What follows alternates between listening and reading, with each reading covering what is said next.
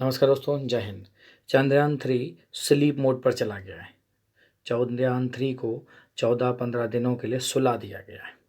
ये खुलासा इसरो ने अपनी सोशल मीडिया पोस्ट में किया है।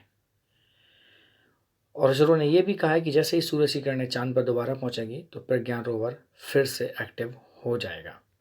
आइए इसी बात को समझते हैं कि आखिर ऐसा इसरो ने क्यों किया। इसरो ने कहा है कि रोवर ने अपना काम पूरा कर लिया है। अब उसे सुरक्षित जगह पर पार्क कर स्लीप मोड में सेट कर दिया गया है। APXS और LIBS पेलोड अब बंद कर दिए गए हैं और इन पेलोडों की मदद से ही डेटा लैंडर के जरिए पृथ्वी पर भेजा जाता है। इसरो ने कहा कि फिलहाल बैटरी पूरी तरह से चार्ज है, रिसीवर को चालू रखा गया है। उम्मीद है कि रोवर अपने असाइनमेंट के दूसरे सेट को पूरा करने के लिए एक बार फिर नींद से जागेगा। अगर ऐसा नहीं होता है तो वह चांद पर भारत के लूनर एम्बेसडर के तौर पर मौजूद रहेगा। चंद्रमा पर 5 या 6 सितंबर तक अंधेरा आने वाला है। सूरज ढल जाएगा।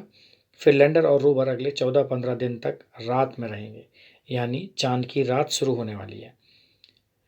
चंद्रयान 3 23 अगस्त शाम 6:04 पर चांद के दक्षिणी ध्रुव के पास उतारा गया। उस समय वहां पर सूरज उग रहा था। इसरो की प्लानिंग थी चांद के जिस हिस्से पर भी लैंडर रोवर उतरे वहां अगले 14-15 दिनों तक सूरज की रोशनी पड़ती रहे।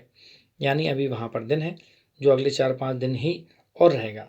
इसके बाद अंधेरा होने वाला है।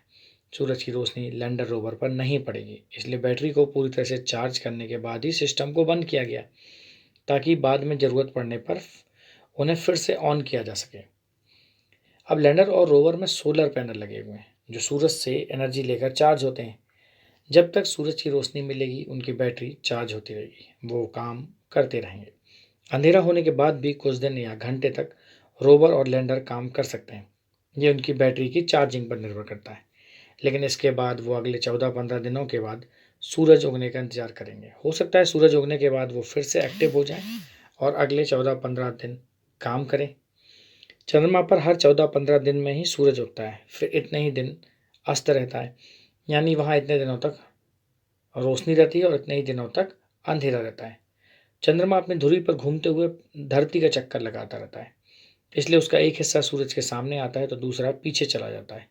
इसलिए हर 14-15 दिन पर सूरज की आकृति भी बदलती रहती है। इसरो इस बात को लेकर भरोसा जता रहा है कि सूरज की रोशनी मिलने पर लैंडर रोवर फिर से एक्टिव हो जाएगा।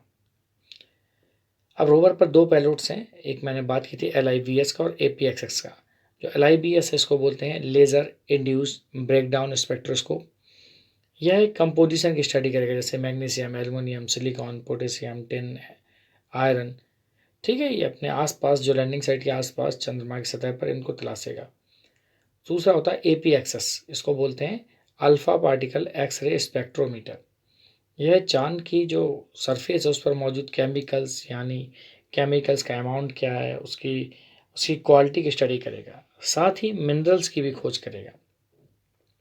विक्रम लैंडर में भी कुछ पेलोड्स हैं, जैसे रंभा, चेस्टी, इल्सा और LRA। रंभा क्या कर रहा था कि चांद की सतह पर सूरज से आने वाले जो प्लाज्मा पार्टिकल हैं उनका डेंसिटी, उनका अमाउंट, उनमें जो चेंज हो रहा है उसको। चास्टे क्या कर रहा था, जो चांद की सरफेस पर जो गर्मी है यानी टेम्परेचर को देखेगा। एल्सा का काम क्या था, जो भूकंपीय गतिविधियां होती हैं यहाँ पर लैंडिंग साइट के आसपास उनको देखेगा। और जो लेजर रेट्रो रिफ्लेक्टर है LRA, यह चांद के डायनामिक्स को समझने की कोशिश करेगा। तो उम्मीद है अब आप समझ गए होंगे कि चंद्रयान 3 को स्लीप मोड पर क्यों डाला गया। नमस्कार, जय हिंद।